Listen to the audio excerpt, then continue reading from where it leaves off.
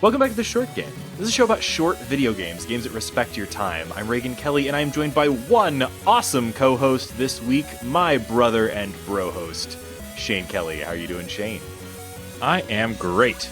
Just the two of us. Yeah, it's sort of a mini episode this week since we are down to co-hosts. But Shane and I played a game that we wanted to talk a little bit about. It's not exactly a new game. Mm-hmm. It came out earlier in the summer, but it was a listener suggestion, and we finally got around, both of us, to playing enough of it to talk about it briefly. And so here we are. We're talking this week about Nex Machina, a dual-stick shooter by the developer Housemarque.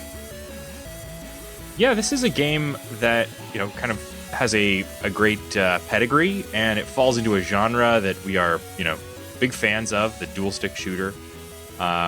Nex Machina, it's a very much arcade-style twin-stick shooter that has similarities to kind of seminal titles in that genre, if you can call it a genre, like Robotron and Smash TV.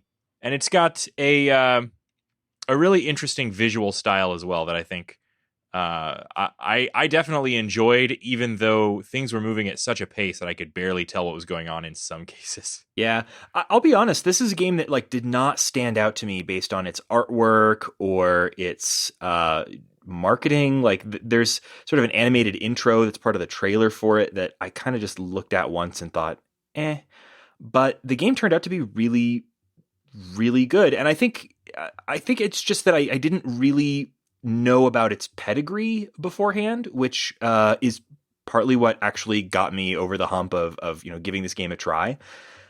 We've covered some dual stick shooters on this show before, and one that I loved them. Yeah. I know the one that we probably spent the most time talking about and continue to bring up endlessly is Assault Android Cactus, which is amazing game. If you missed that episode of the show, or if you haven't played Assault Android Cactus, it's one of my favorite sort of action shooter games on current gen consoles. It's a really, really fun game, and it's really got its roots in a kind of a very old school style that I think is most similar to Smash TV, if you ever played that. And that's sort of the connection to Nex Machina that had me so interested in it. This is a game that the developers, Housemarque, partnered up with or collaborated with Eugene Jarvis on this game. And so Housemarque has their own pedigree. Housemarque developed Raygan and Super Stardust and a couple of other top-down shooters. They seem to be basically the twin-stick shooter developer. They're from Finland. Raygan was a huge game on the PlayStation 4 when it launched, but I didn't have a PS4 when it came out, so I kind of missed the boat on that one. But I had definitely played Super Stardust. Yeah, Super Stardust is a really enjoyable one. Every time Housemarque has brought out another one of these dual-stick shooter games, they have basically taken the dual-stick shooter and applied it to a different dimension. The Super Stardust takes that same kind of concept and wraps it around a sphere. This game really tends to kind of bend it around a cube, and it's got sort of this cubic 3D look to it that has this sort of voxel or volumetric look. Raygan, I think, had something special about it too, but again, I've not played that one. So it was very similar in a lot of ways to Defender, because you're rescuing humans, kind of flying back and forth. There's a sort of a ground level below you with little people on it, and you're shooting things that are trying to attack them. Very, very Defender-like, but Defender wrapped around the surface of a cylinder, basically. So it's sort of like 3D Defender, which really is another cool connection for this, because for this game, they partnered with Eugene Jarvis, who, if you're not familiar with him, is the creator of a ton of really important games, specifically Robotron 2048, Smash TV, and Defender. He was the guy who created Defender, the original Defender arcade game by Midway. And I mean, all of those are just absolutely seminal arcade games. Defender was a huge smash hit when it came out in the early 80s. It was one of the first games that had smooth, left to right, shooter scrolling. So it took the sort of Space Invaders style game and kind of put it on this endless scrolling looping format, and added a bunch of stuff that at the time, now it seems like a no-brainer, but the idea that you could go collect these little humans to save them, and they were very little tiny pixel based sprites, but they were very expressive for the time, and shoot down the aliens that are picking up the there's aliens. like every member of the nuclear family was represented. Oh, that's in Robotron. I was talking about Defender, but Robotron 2 is, of course. Yeah, Robotron came a little later than Defender, but Robotron was the very first dual stick shooter, and that's like a huge innovation. I kind of always thought that Smash TV was the original dual stick shooter, but I didn't really realize. Yeah, Robotron predates it by quite a bit. Let me look up the year for Robotron 2048. Smash TV was definitely early 90s in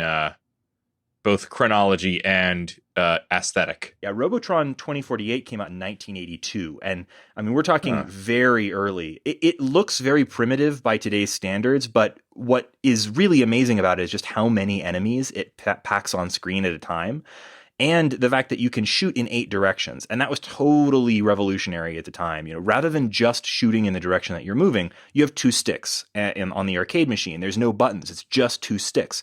One of those sticks moves you around, and the other stick aims your gun. And whichever way you point that shooting stick, it will just shoot that direction.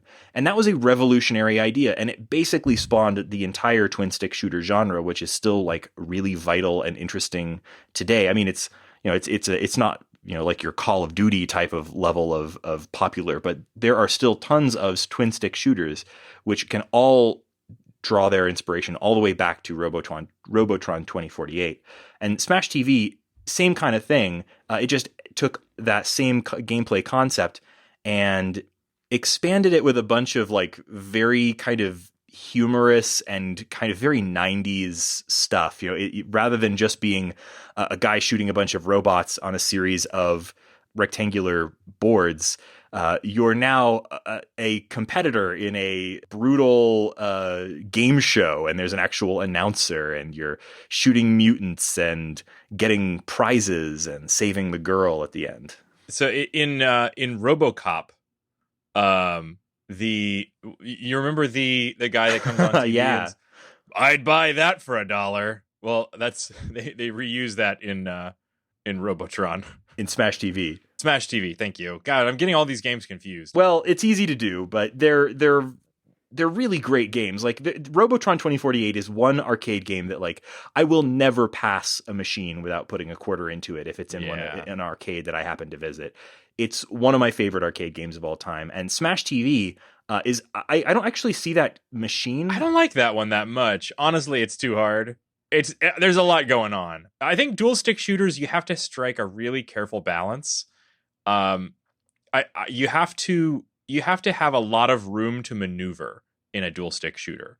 And in Smash TV, like each stage is very small and contained, and you have this large on-screen sprite that represents you. So you're really not that free to move around. Yeah, Robotron is a little bit more open in that way because all the enemies, probably just for technical reasons, are so extremely tiny on screen. So it does feel like you have more room to kind of duck and weave in between them. It's pretty brutal too, but I do kind of prefer Robotron. But I will say that I played all the way through Smash TV recently. It's on a nice PlayStation 2. Midway has a couple of PS2 collections, and I picked those up. I have a kind of a collection of game collections on the PS2, and the Midway collections are great, and Smash TV is a lot better when you don't have to worry about quarters. When you have an unlimited supply of quarters, it becomes a really fun game. Yeah, I think any of these, if I had tried to play Nex Machina with quarters, I would have sunk probably more than the $20 asking price. Oh yeah, no question. Into the machine. Yeah. The neat thing about this game is that so I love this genre of games, but some of the games work for me and some of them don't. And I think this is a genre where, because it's like constant, frenetic, action. Like the nature of a dual stick shooter is that you're surrounded by enemies that are always moving towards you to attack and kill you. Like you have to have a good balance of kind of how it plays for you to really enjoy it. So I think at least for me, not all of them work. But what's really neat about Nex Machina is that there's so many different modes. It plays really well solo. All the difficulty levels feel uniquely different. And it plays co-op really, really well. And it allows you to play the different worlds individually or in a sequence. There's the main mode of the game really has you trying to make it through the entire game in a single go. But the different difficulty levels, you always start from the beginning. You never have like a save point exactly. But you can have a different number of continues. And the hardest difficulty level, you have like 1 continue or something like that. And then the easiest, it's like 99.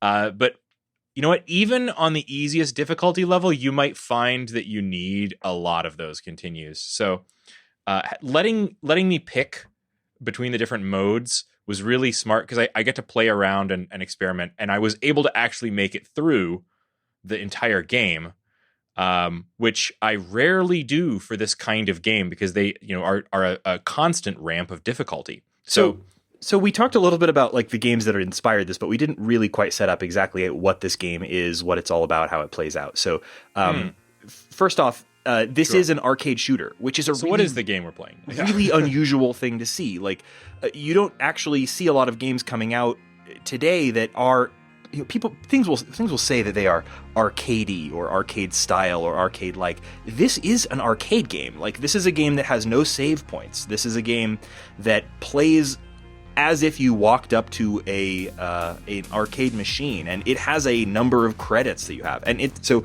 obviously it's a top-down shooter. We've been talking about Eugene Jarvis's contributions to the genre, but of course also Housemarque, that is their bread and butter. It is a top-down dual-stick shooter. Visually, it's basically a bunch of like neon.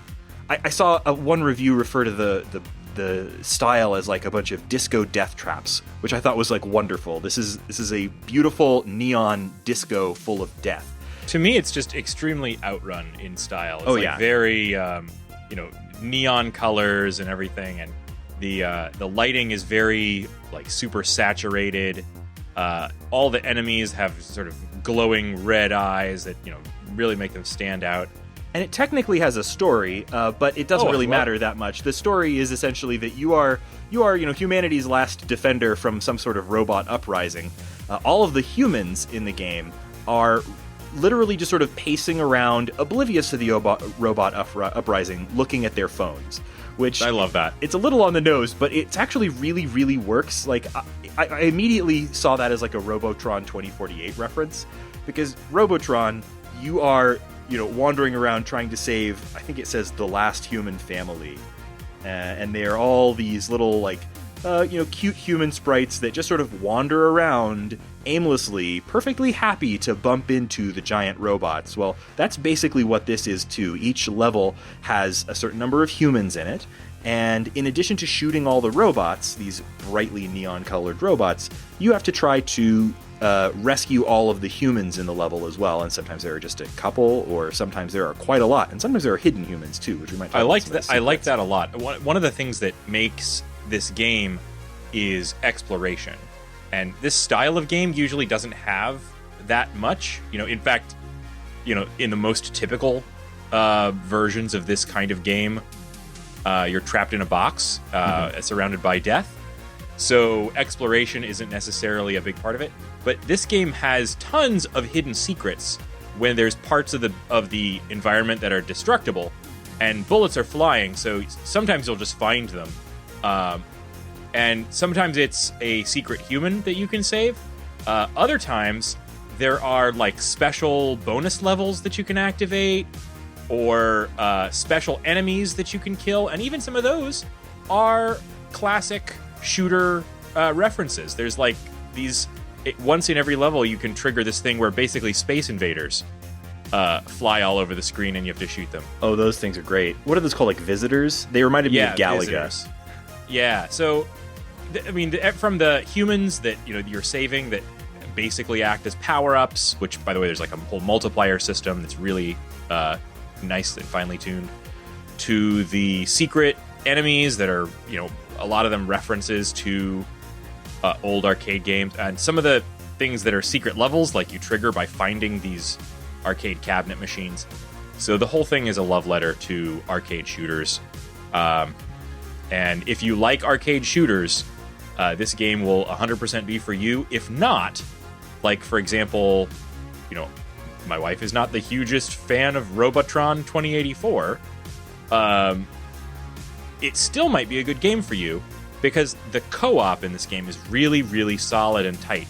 And you can adjust the difficulty and play it in whatever way is going to meet, like, you find the right pace and feel for you and your partner. So it's a really, really good co-op game. I really wish I'd gotten to play some of the co-op on this. Unfortunately, the co-op is local only. And, we see that a lot with indie games. Doing online co-op just adds an enormous amount of difficulty to the process of creating the game. And particularly with really super fast-paced, frenetic games like this, it's probably just not possible unless you have, like, practically unlimited budget. And even then, you may not get the experience that you would hope for. But couch co-op for a game like this is phenomenal. I played a good amount of co-op for Assault Android Cactus, and that was my favorite way to play that game. I haven't played the co-op on this, but I'm glad to hear that it stands up. Shane, is it 2-player only, or how many players can jump in on co-op on this? I don't know if you can go above 2. I think I'm not certain it's 2-player only, but it's probably is my best guess. The way it plays out is pretty neat too.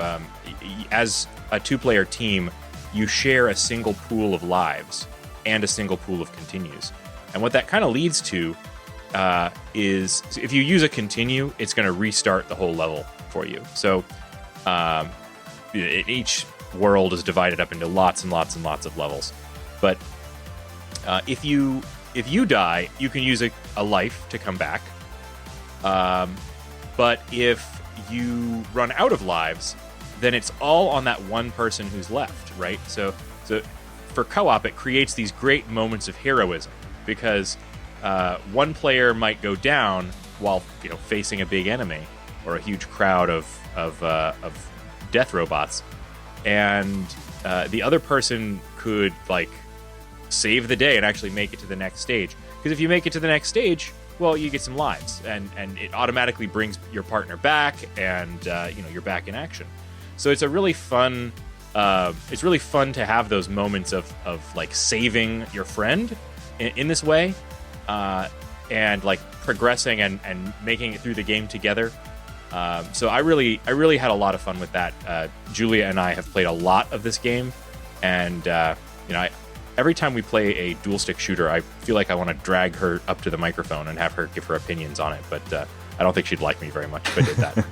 Something you mentioned about that I think is another thing that they really nailed with this game was just that sort of fluid, like, if the game, this is a game where you're going to die a lot. Like a lot of arcade shooters, or really arcade games generally, it's kind of designed to try to kill you, and you're going to be restarting these levels sometimes several times. But they make that so smooth. I read some interviews with the developers about this, and they had all of these illustrated, animated cutscenes that they were going to use on this game, and they still have some of that in the game right at the start of the game, and also a little tiny cutscene at the end if you beat it. But there are no cutscenes in between levels at all, and they took that out even after making them, because they wanted to have this sort of flow state, this sort of seamless moving from level to level that doesn't break your concentration or your flow. And that even applies to when you die, because like if you die in this game, it just resets the level, but it does it in this incredibly seamless way. Like your little guy, explodes, but then he immediately reforms elsewhere on the map, and the camera pans back over, and you see all the enemies that you were fighting either just sort of like reset themselves to their original positions, or dissolve, or enemies you killed sort of pop back in. But it looks great. It's this very smooth, fluid thing, and it it just is really, really well designed so that, like, from the second you hit start, you are killing things. Things are exploding, and things never stop exploding for more than a second. Even if you die, you're back to shooting things in a handful of seconds. A second is very generous. Right. It Constant. it never breaks your flow. Even dying in this game doesn't break your flow. It just wants you to just feel that rush of shooting and killing things, and you're constantly in it. It's wonderful. Yeah, it's really well designed in that way. It's got this sort of progression mechanic where you're building up energy, but you're also collecting these secondary weapons that you can use, and you can get into this moment where you've got the perfect secondary weapon. Like, there's a huge crowd of enemies, and I got the sword. The sword is one of my favorite weapons. Even though actually it's kind of hard to use because you have to be right up next to things that will kill you if you touch them. But I mean, I don't know. It's a sword. It's fun. And there's all these, as you get the power-ups, it really, really amps up your mobility because it increases the number of dashes that you can do, and makes it so that you have this like explosion when you dash that can kill enemies. It really just makes you a little safer when you're dashing. So the whole game, it's a push and pull, not between like stopping you when you die, but it's a push and pull between like cruising through and slamming through hordes of enemies, or having to be a little bit more careful as you build up your meter and stuff like that. And then all the while, whatever mode you picked, those continues are counting down. Like even in the most kind of reasonable normal mode, I was kind of doing mental math, and I was like, this many, if we're talking about 25 cents a piece, this is like $20 worth of credits that I just ground through in like 10 minutes. But every difficulty was really fun. I played a lot on the super hard difficulty because I just like doing that on games where you can really learn the level. I would compare this sort of to Sonic Mania in that way, where I really enjoy replaying the same level over and over again to learn the best patterns and have some really good runs on it. We did also eventually turn the difficulty all the way down so we could slam through the entire game. Yeah, my progression through it was very different. I started with the extreme, so it has a novice mode that is even easier than its like normal mode. And that gives you unlimited continues and also reduces the number of enemies. And so my first time through, I died a whole bunch on the first level, and I was like, okay, let me just try the novice mode. And so I just sort of steamrolled through the entire game on novice, which was great because then I got to see the entire thing. Don't you love that feeling with an arcade game where it's on free play. I can see the entire game no matter how bad at it I am. You steamrolled through the entire thing, and then that made when I went back and started again on normal, I had a sense of like where I was in the game. And so I really liked, I saw the whole thing. I saw what I guess was the bad ending. And then starting over, I still haven't completed the game on normal. I'm not quite good enough for that yet. Anyway, I had a lot of fun playing through it on super easy. And so even if you kind of hate the grind of really difficult arcade action, like there's a lot here to kind of slide you into that without it being a big deal. There really is a mode for everybody in this game, and I'll just give you an example of some modes that I didn't even touch, right? There's a season-based competitive mode where you have your place on a leaderboard in a ranking system. There's a challenge mode. There's a mode where you can go and pick any of the individual worlds and try to see what your high score would be just on that world at any of the difficulty levels. And of course, there's the like main mode where you're playing through the game start to finish in one sitting. And that's kind of the main way that you experience the game is start at the beginning and go all the way through. And so, like, however you really want to play it, it really respects that. I think there's no wrong way to experience the game. Even if you just played that super easy mode, it's not like it's gonna be just you hit X and you win. If this is your first experience with a dual stick shooter, I really couldn't recommend that enough. I kind of want to talk a little bit about my history personally with dual stick shooters a little bit. Sure. So I didn't really the way we started talking about them makes it sound kind of like, oh, I played them a lot in the arcades when I was a kid, which, not really. Like when I was at the Tilt, my eyes were on the games that gave me the most tickets. Yeah. So, a lot of the video games were not on that list. But I had to have that inflatable dinosaur. Gotta get it. Gotta. Glow in the dark rubber toy slap hand. Gotta have it. I missed the Tilt. Oh yeah, I missed the Tilt too. But skee ball on my lunch break at the mall. Yeah, that was the shit. But actually, you know what? So I've told the story on the podcast before, but one day I will get that die-cast space shuttle that I was saving up my tickets for. I was working at the Apple Store. Every day I would go to the Tilt on my lunch break and play one game of skee ball. And then I would take my tickets and I would store them in my locker. And when they closed the Tilt, my locker was stuffed full of tickets and I didn't get my precious space shuttle that I wanted so badly. Oh man, Shade, I'm sorry. Listeners, if you're out there, send me go win me a toy space shuttle. But so this isn't me talking about dual stick shooters because I just got onto the subject of skee ball. But dual stick shooters, I was not playing in the arcades. I was playing, the first one I really got into was on PlayStation 3 called Dead Nation. Did you ever play Dead Nation, Raygan? Yep, that's by this developer, Housemarque. I didn't know that was them. Holy shit, really? Yeah. No, that's they did a Dead Nation. I think so. They did I think Super Stardust first, and they've done it. I think all of these things. Alien Nation came.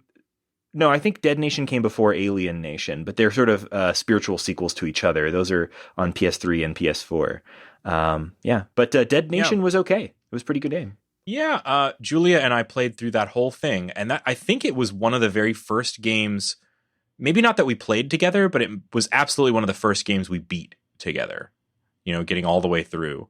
And ever since then, any dual stick shooter that comes out, I'll go for it. I swear on my honor as a gamer at this point. Now I've got to track down every Housemarque game and see if Julia and I can beat them, because we've beaten a significant chunk of the Housemarque catalog. Yeah, at this point. Yeah, they are the twin stick shooter developers, man. That's their thing, and this is, I think, probably their best one, but it depends on what you want out of one of these games. Like if you want an arcade style one, this is clearly their best work in that sort of vibe. Dead Nation is really great if you want something that has like an upgrade system and like collecting weapons and, feeling that kind of horror game kind of feel. And also it has a strong story for a game of this sort, which is not to say that it has a strong story in general, but it has some story elements to it. So yeah, they've done a lot with this genre. Yeah, what's sort of interesting about this is like Dead Nation. I agree, Shane. I really enjoyed it. I didn't finish it like you did, but like this actually was an attempt to kind of come back for them in a way, because like Super Stardust HD was their sort of big console debut. They had developed a bunch of like computer games before that, even things on like DOS and on like Amiga and stuff. They've been around a long time.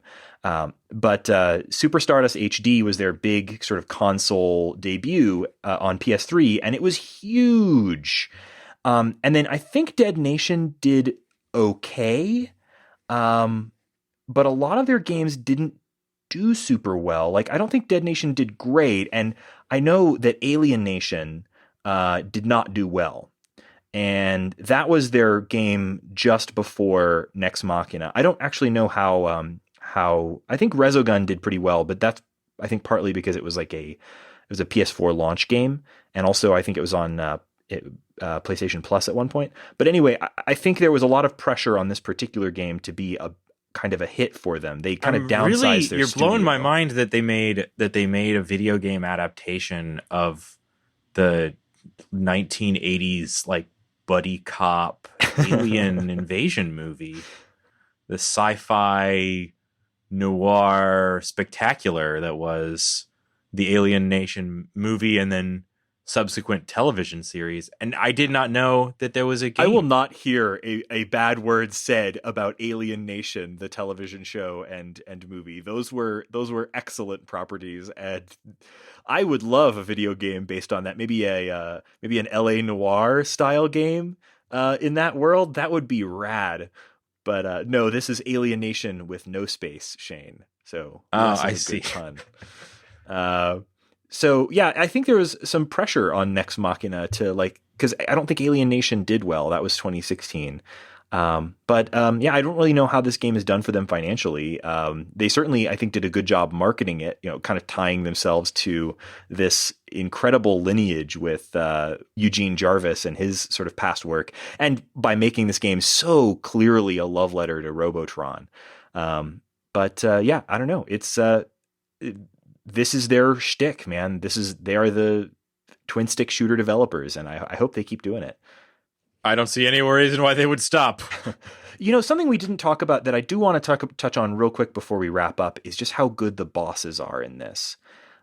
This game has something that Robotron completely lacked, and that I didn't think that some of their previous games did particularly well, is big boss fights.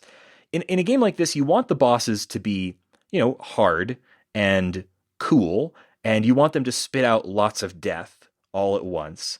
But you don't want them to be completely unsurmountable or absolutely unfair. The bosses in this are cool. They're huge. They seem like, how on earth am I possibly going to kill this? But none of them were showstoppers for me. They were credit eaters. They were quarter takers, but they were not walls that I had to beat myself against. They were not too hard. No, they're mostly there to just sort of break your rhythm of, typical, run away and shoot, and make you kind of figure out the pattern, some safe way through a hail of bullets. Kind of had a bullet hell feel to some of the bosses.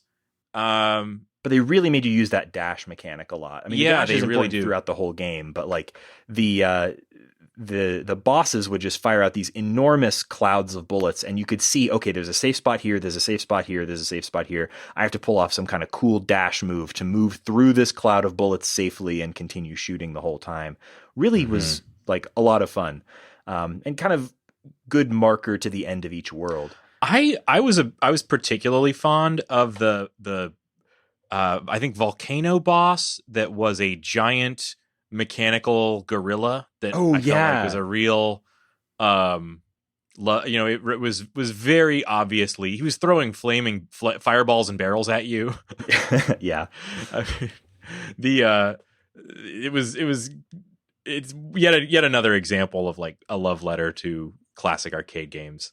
It's really unusual to see a game that is so feels like an arcade game coming out on consoles in 2017. You could install this in an actual cabinet, and this would play just like you'd want. You could stick this into any arcade today, and it would feel right at home there. And if that sounds appealing to you, this is a game to check out. This game is on Steam for $19.99, and it's also on the PlayStation 4. It's a console exclusive on the PS4. I'm not quite sure why this is, but Housemarque, it seems like all of their games pretty much are console exclusive to the PlayStation platforms, and they're not an in-house developer. They don't have any kind of they're not owned by Sony or anything like that. They just seem to really like putting games out on PlayStation. Oh, I'm sure they have some reason for that, Raygan. It's probably not, just we like Sony. Well, I don't know. It's they seem to have had a good relationship, but it doesn't seem to be an official business thing. I see. Although their next game which just came out. Kind of a weird thing about their studio is that they seem to kind of have two different teams working simultaneously on different games. This game was by the same team as Resogun, but they had another team working on another game simultaneously. And I haven't played that at all yet, but in 2017, they had Nex Machina come out on PS4 and Windows, and also a game called Matterfall that's PS4 exclusive. And that one is, as far as I know, their first game actually produced by Sega, or excuse me, by Sony. Like Sony paid for the development of that game. And unlike this game, it's a platformer. I think it's their first platformer. I haven't had a chance to try it out at all yet, and I don't know, the reviews were a little less effusive than they were about this game, but I really like this developer, so I probably will go back and check it out.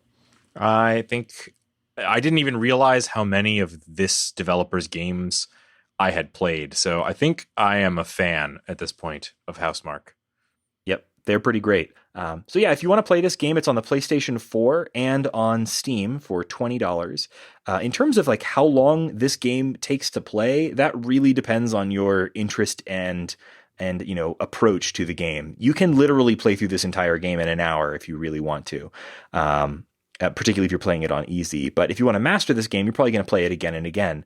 And that's what I have been doing and intend to continue to do because it's been so much fun. Yeah, there's a really good, if you want to know more about kind of the mechanics of the game that we maybe didn't get into in incredible detail, there's a really good article on Game Sutra talking about how the game mechanics are all designed to maintain tension. So if you search maintaining tension in Nex Machina, you'll find this article. It's pretty good. It's pretty in depth in terms of like what different features were designed to eliminate like downtime for the player and how to keep the tension super high. I love that kind of deep dive. Gamma Sutra does a great job with those. They're really kind of developer focused, but they're really interesting just from a sort of game design, interest or enthusiast kind of perspective too. So thank you so much for joining us on this episode of The Short Game. I know this is a bit of a shorter episode than normal, and we're down 2 hosts, but we'll be back with a full complement of co-hosts soon. I guess actually the first person I should thank would be the listener who suggested that we play this game for the show actually several months ago, so sorry it took us a little while to get around to it, but thanks very much to listener Jamie at Matron Boy on Twitter, and for letting us know that we should check out this game because it had completely flown under my radar, and I was really glad we finally got around to actually playing it. If you want to let us know something that you think we ought to check out for the show, you can find us on Twitter @_shortgame, or you can go to www.theshortgame.net where you'll find our contact form. That's a great way to drop us a little longer line, something longer than 140 or 280 characters. Oh, you got that yet? Not yet. I still am on those old short shitty tweets. Yeah, me too, man. But I don't know. I have a lot of mixed feelings about long tweets. We'll talk. But if you want to let us know something we should play, get in touch with us there. You can also I don't have time to share my opinions on that right now. We're in the limited medium of podcasts. I'll tweet about it later. Right. We'll compose our 280 character thoughts about it later. And you can find me on Twitter @RayganK. That's RayGanK. Shane, where can people find you? I'm on Twitter @8bitshane. And for now.